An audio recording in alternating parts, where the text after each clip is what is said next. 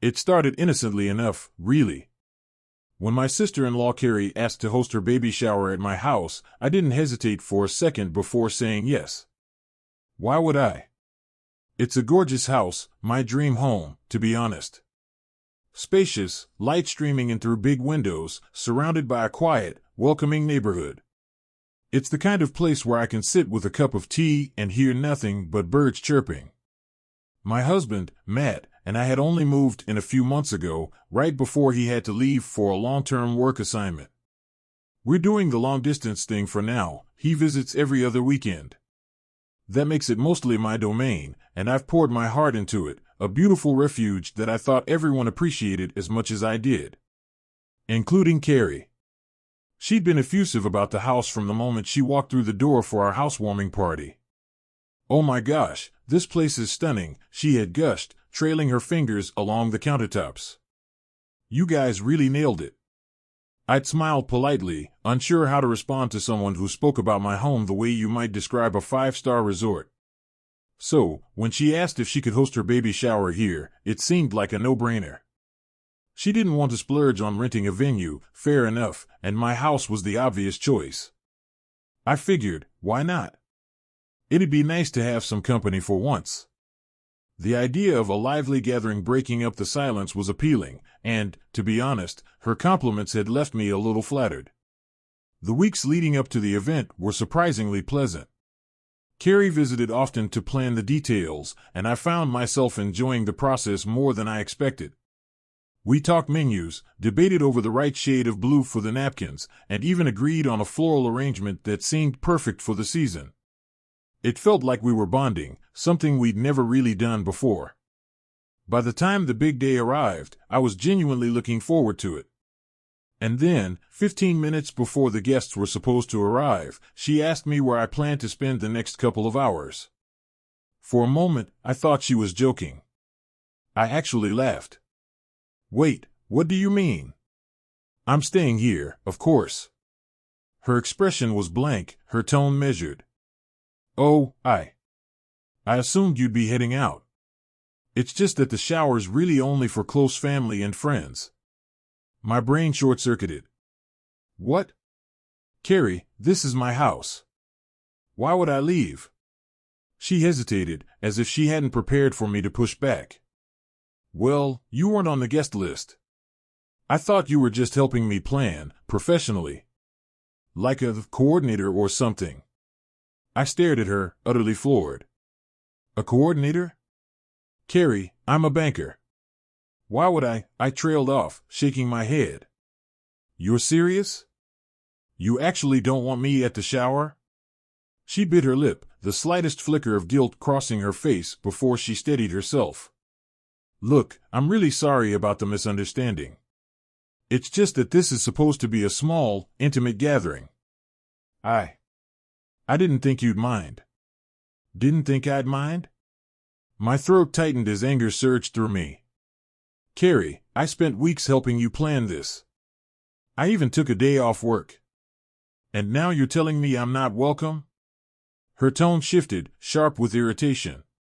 "Look, I'm pregnant, okay? I don't need this stress right now. I'm sorry if you're upset, but this isn't the time for an argument. Can you please just go? Before the guests arrive? I really don't want a scene." A scene. That's what she was worried about, not how ridiculous or hurtful her request was. For a moment, I considered staying put, letting her deal with the fallout of trying to kick me out of my own house. But I could feel my hands trembling, my face flushing, and I didn't want to give her the satisfaction of seeing me snap. "Fine," I bit out, my voice barely steady. "I'll go." I stormed out to the backyard, seething. I tried calling Matt, but of course, he was stuck in a meeting. The voicemail beep mocked me as I left a rushed, angry message, spilling everything in a tone that probably made me sound unhinged. Still furious, I scrolled through my contacts until I landed on Carrie's husband, Jim. We'd never been particularly close, but at that moment, I didn't care. Someone needed to know what was happening, and Jim was the only other person who might talk some sense into her. When he answered, his voice was calm, polite. "Hey, what's up?" I didn't even pause to exchange pleasantries. Jim, I need to tell you what your wife just did. She's throwing me out of my own house. My own house, Jim. There was a long silence on the other end. I half expected him to hang up, but instead, he sighed. She said that to you? Yes, I snapped. And now she's acting like I'm the one being unreasonable because she's pregnant. I don't know what to do. I'm just so, my voice cracked, and I swallowed hard, determined not to cry. Jim's tone softened. Okay. Just stay put. I'll be there in 10 minutes. Don't do anything. Just wait for me, okay? I hung up without replying, too angry and embarrassed to say more. True to his word, Jim showed up before the first guests arrived. The look on Carrie's face when she opened the door to him was priceless, a mix of shock and dread. I stepped back inside, arms crossed, daring her to say something. Jim didn't waste time. Carrie, we need to talk. Now. The room was silent, the tension thick as a thundercloud. And for the first time that day, I felt like maybe, just maybe, I had an ally. The three of us stood in the living room, tension radiating like heat waves off a sun-scorched road. I clenched my fists at my sides, determined not to let my frustration spill over. Jim, ever the mediator, broke the suffocating silence. You can obviously attend the baby shower, he said, his voice firm but calm. You don't need to leave. Carrie's mouth opened to argue, but one sharp glare from Jim was enough to silence her. She folded her arms tightly across her chest, glaring daggers at me, her lips pressed into a thin, angry line. It felt like the air in the room thickened, and I could almost hear the unspoken words she was dying to unleash. In that moment, I made a silent vow. After this night, Carrie would no longer be a part of my life, not in any meaningful way. I'd been humiliated enough, and I wasn't about to let her trample over me again. But the baby shower. Canceling it would mean throwing away weeks of effort. I couldn't do that. Besides, now that Jim was here, his presence felt like a fragile truce, holding the evening together by a thread. So I resolved to make it through, no matter what. I plastered on a polite smile, refusing to stoop to her level. Carrie, on the other hand, glared at me all night, her eyes practically drilling holes into my skull. Each icy glance only strengthened my resolve. After the last guest had left, Jim approached me, looking both apologetic and weary. I'm sorry, he said softly. For everything. For her behavior, for the way she treated you tonight. Carrie, predictably, refused to even glance in my direction. Jim apologized for that, too. The sheer gall of her, acting like I was the intruder in my own home, was almost laughable. Almost. When they finally left, I called my husband, recounting every agonizing detail of the night. His outrage came through the phone like a firestorm. She said what? He growled. I know, I sighed. But don't call her, not tonight. It'll just make things worse. What I wanted most in that moment was peace. Just one quiet evening to gather my thoughts. But peace was nowhere in the cards for me. The next morning, my phone rang. My in-laws' voices were sharp with anger. Do you have any idea what you've done? My mother-in-law snapped. Carrie and Jim had a huge fight last night, and now Jim has left her. He won't talk to her or to us. I blinked, trying to process her words. Wait, what? Yes, she said, her voice dripping with accusation. This is because of you. If you had just done as Carrie asked and left, none of this would have happened. I felt a cold rush of disbelief, followed by a surge of fury. They were pinning this on me? With all due respect, I said, my voice trembling, I'm not the one who disrespected the host of the baby shower. Carrie was out of line, and you know it. She tried to kick me out of my own house. If Jim decided he's had enough, that's on her, not me. But now her child might grow up without a father, my father-in-law shot back. And that's my fault? I retorted, my voice rising. She made her bed. I'm not going to take the blame for this, and I'm certainly not going to apologize for standing up for myself. I hung up before they could respond, my hand shaking. For the next 2 days, they bombarded me with calls and messages, each one dripping with guilt-tripping tactics. I considered blocking them but hesitated, torn between anger and a nagging sense of doubt they'd planted in me. When I told my husband, he was livid. "This isn't on you," he insisted. "It's on Carrie. If my parents can't see that, I'll talk to them myself." Still, the situation weighed on me. Why had Carrie acted this way? Was it jealousy? Resentment? I couldn't figure it out, and it gnawed at me like a splinter under my skin. Then, the news came like a thunderclap. Jim had filed for divorce. The announcement hit social media within days, and suddenly, it wasn't just family drama, it was public. Feeling conflicted, I decided to reach out to Jim. He deserved support, even if I wasn't sure I was the right person to offer it. "Hey," I said cautiously when he picked up. "I just wanted to check in. Are you okay?" His voice was tired but steady. "I'm fine. Honestly, I'm relieved. I should have done this a long time ago." His words confirmed what I'd suspected all along. This wasn't about me. It was about Carrie and the toxic dynamic she'd created. As I hung up, a strange mix of emotions washed over me: relief, vindication, and a lingering sadness for the wreckage left behind. I still don't know how this will all end, but one thing is clear: I'm done letting anyone walk all over me. The words felt heavy in my throat as I typed out the message. I'm sorry about everything that's happening. But the truth? It wasn't really an apology. Not the kind that says, "I'm at fault." It was more the kind that says, "I'm sorry this entire mess even exists." Still, guilt simmered under the surface, and I guess he could sense it. Jim's response was quick and calm, almost too calm. "You don't need to blame yourself. This isn't on you."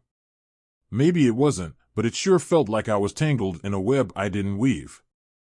After a long pause, I texted back, heart pounding. "What's really going on, Jim? I deserve to know." The call came almost immediately. My hands shook as I answered, but I steadied my voice. "I need the truth." He sighed, a sound that seemed to stretch on forever. "You're right. You do." What followed hit me like a freight train. Carrie hadn't excluded me from her baby shower because of some vague excuse about wanting only close family. That lie had already started to unravel when I noticed the guest list included half a dozen people who barely knew her. No, the truth was far more humiliating. She wanted to impress a friend, Jim explained, the bitterness in his voice unmistakable. One of those old school friends who married into a wealthy family. Carrie's been angling to start her own business after the baby comes, and she thought, maybe, just maybe, this woman's husband could be convinced to invest. Hosting the shower at your place was part of the charade. She was going to tell people it was her house. The room seemed to tilt. "You're joking," I whispered. "I wish I were." A cold knot formed in my stomach. Carrie had gone to these lengths, lying, scheming, humiliating me, all to play pretend in front of someone who probably didn't care nearly as much as she thought. "And when you didn't agree to stay away," Jim continued, "it threw her whole plan off. That's why she was so desperate to make excuses." "But her friend didn't even show up," I said, a bitter laugh escaping me. "The universe had other plans." Jim gave a hollow chuckle. "Yeah, poetic, isn't it?" He went on to explain what happened afterward. When they got home, he confronted her. He asked why she thought any of this was okay. Carrie's answer was, "Well, it was exactly what you'd expect from someone who'd convinced herself the ends justified the means." She shrugged it off, saying she didn't see the big deal. Pretending my house was hers? Just a harmless way to impress someone. Lying to me? Necessary collateral damage. She acted as though this kind of behavior was normal. Jim's voice broke slightly as he said, "That's when I realized, this wasn't new. She's been like this for years. Ever since we got married, she's been, I don't know, obsessed with living a life we can't afford. I've let it slide too many times, but this," he trailed off, his frustration palpable. I closed my eyes, picturing the countless fights he described. The lavish purchases she'd made without consulting him. The constant striving to impress people who didn't matter. It wasn't just exhausting, it was unsustainable. "I've tried," Jim said, his voice thick with emotion. "God knows I've tried to make her see reason. But it's like she's chasing this fantasy, and I can't keep up. Especially not now, with the baby coming." My chest tightened. "What are you going to do?" He hesitated. I think it's over. I've filed for divorce." The words hung in the air, heavy and final. And yet, there was a tremor in his voice that made me wonder if he was still clinging to some sliver of hope. Maybe for the baby's sake. Maybe for his own. But hope can't thrive in a marriage built on deception and pretense. After we hung up, I sat there, staring at the screen. My husband came into the room, concern etched on his face. I told him everything. He shook his head, his expression a mix of pity and resignation. "It's a shame," he said. "But honestly, Jim's doing the right thing. He's a good guy, and he deserves better than this." I nodded, but my thoughts were tangled. I did feel bad for Carrie. No one wants to be pregnant and going through a divorce. But she'd brought this on herself. How could someone in her 30s still be so consumed by what other people think? It was like she'd never outgrown high school, still desperate for validation from people who barely cared about her. That night, I made a decision. I blocked Carrie and my in-laws on social media. Whatever drama unfolded next, I didn't want to be dragged into it. They had enough on their plates without me adding to the chaos. Still, part of me hoped, for the baby's sake, if nothing else, that Carrie and Jim could work things out. Therapy, maybe. Something to shake her out of this spiral. But I wasn't holding my breath. Jim's words echoed in my mind as I turned off the lights. I might have made this decision sooner or later anyway. Maybe this was inevitable. Maybe it was the wake-up call Carrie needed. Or maybe it was just the end of the road.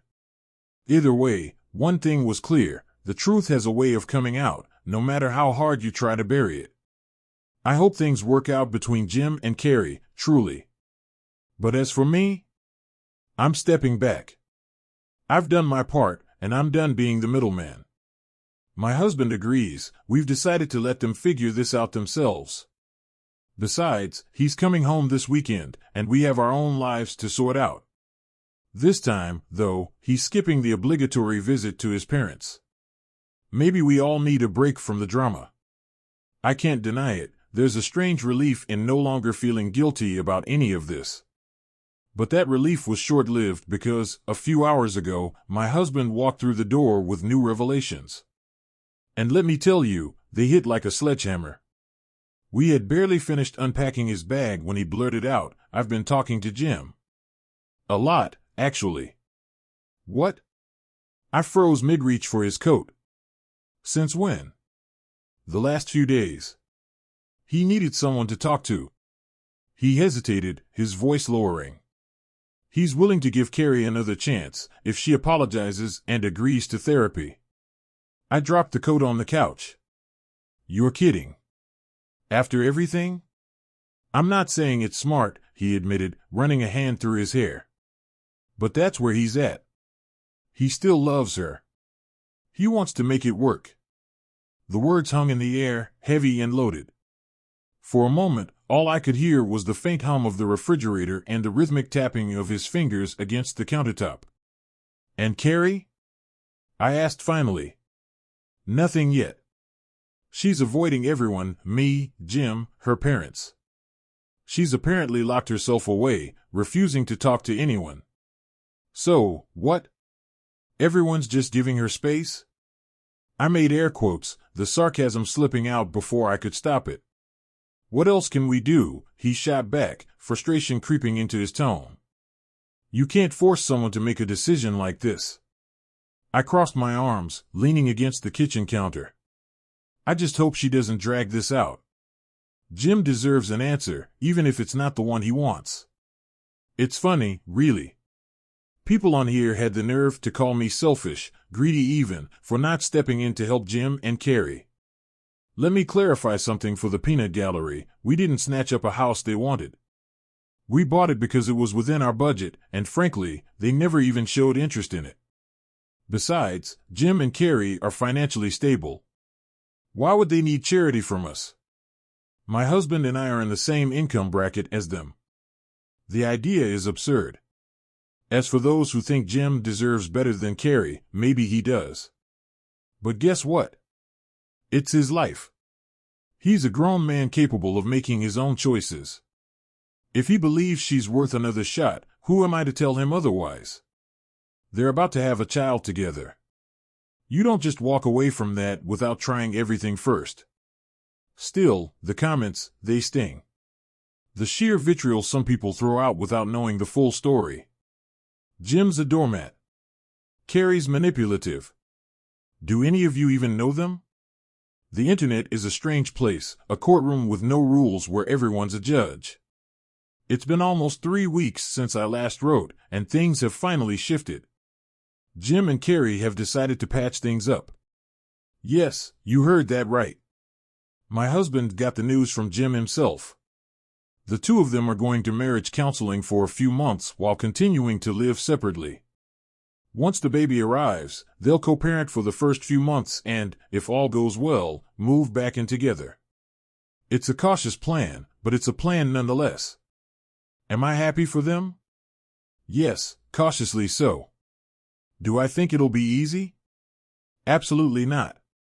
Carrie and I are still not on speaking terms, but that's fine. This isn't about me. It's about them trying to make things work in the face of everything they've been through. I know most of you wanted Jim to walk away. And maybe that's what you would have done in his shoes. But this isn't your story. It's his. And he's chosen to fight for his family. You don't have to agree with it, but you do have to respect it. So, here's hoping they find their way. For their sake. For the baby's sake. And maybe, just maybe, for mine too. Because if they can make it work, maybe there's hope for the rest of us to find peace amid the chaos.